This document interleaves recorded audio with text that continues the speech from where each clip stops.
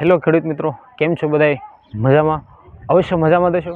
તો આજે આપણે ફરીથી ચાલુ કરી દેવાનો છે આપણો દેશી લગતી વિડીયો. એટલા માટે વિડીયોની અંદર બને રહેજો અને નવા હોય તો આપણી ચેનલની અંદર સબસ્ક્રાઈબ કરતા રહેજો અને બને ત્યાં સુધી વિડીયોની અંદર બને રહેજો. આપણે આવા નવા દેશી વિડીયો લાવતા હશું જેનાથી તમારા દૂધાણા પશુને અને ગાભણા પશુને લગતી આપણે ટોટલ એવી માહિતી લાવતા હશું. એટલા માટે વિડીયોની અંદર બને રહેજો મિત્રો, અને નવા હોય તો આપણે ચેનલને સબસ્ક્રાઈબ કરો, થોડો ઘણો સપોર્ટ આપો, જેનાથી આપણે આવા નવા વિડીયો બનવું માલ હોય જેને કોઈ પ્રકારનું માલ હોય એને ફેટની લગતી તે ઘણી પ્રકારની બીમારી લગતી છે, એના કારણે આપણા દૂધની અંદર ફેટ નથી આવતા, શું એવું કારણ હોય છે અને કેના કારણે આપણા માલની અંદર દૂધમાં અથવા ફેટની અંદર ઘટાડો નથી થતો, તો એને લગતા છે આપણો વિડીયો બનાવેલો છે. એટલા માટે ખેડૂત ભાઈઓ મિત્રો, સરસ મજાનો આજનો ટોપિક છે, એટલા માટે વિડીયો પૂરો જોજો, તમને સરસ મજાનો ખ્યાલ પડશે ફેટ લાવવા માટે.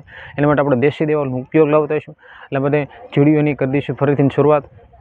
તો જ્યારે બધા લોકો માલધારી ભાઈઓ લોકો હોય જે ડી વોર્નિંગ નામની આપણે મતલબમાં કૃમિનાશકની દવાનો કોઈ પ્રકારનો ઉપયોગ ન કરતા, જેનાથી આપણા માલની અંદર છે ને ફેટની અંદર ઘટાડો થતો છે. એનું કારણ જ છે કોઈ દિવસ આપણે દર 3 મહિને ડોઝ આવે તે ડોઝ પૂરો દેતા ન હોય, એનાથી આપણે ડીવોર્મિંગ કરાવતા ન હોય, જેનાથી આપણે દૂધની અંદર ફેટની અંદર તકલીફ થતી હોય છે. એટલા માટે કહેતા હોય છે કે ફેટની ઓછો આવે છે, દૂધ ઓછું થઈ જાય છે. એનું કારણ છે કે જે આપણે કીડા હોય છે પેટની અંદર તે મરી જાય. જો તમે ડીવોર્મિંગ કરાવો તો તમારા ગાય અથવા ભેંસની અંદર તમે જો કૃમિનાશકનો ડોઝ પરફેક્ટલી અપાવો તો તમારે જોરદાર રીતે ફેટ આવે છે. એટલા માટે ડીવોર્મિંગ કરાવવું ફરજિયાત છે.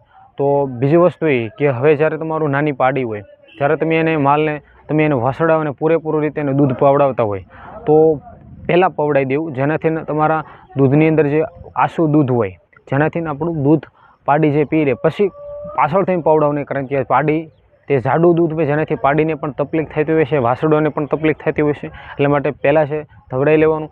બીજી વસ્તુ એ કે જ્યારે તમારું દૂધ પાડી આપણે જ્યારે દૂધ પી લે બાદ તમે એને જબરજસ્ત રીતે આપણે આસળને સાફ કરીને પછી આપણે દવા બેસવું, જેનાથી દૂધની ક્વોલિટી જાદી હોય છે, તે દૂધની ફેટનું પ્રમાણ વધારે હોય છે. એટલા માટે આ વસ્તુ અજમાઈ લેવું. અને જ્યારે તમે તમારા ખાંડની અંદર છે શું વસ્તુ તમે ઉપયોગ કરો છો, તમારા દૂધ ઉત્પાદન માટે તમે કેવા ઉપયોગ કરો છો, ફેટ માટે કેવા ઉપયોગ કરો છો, તે જરા કોમેન્ટ બોક્સની અંદર મિત્રો કહી દેજો.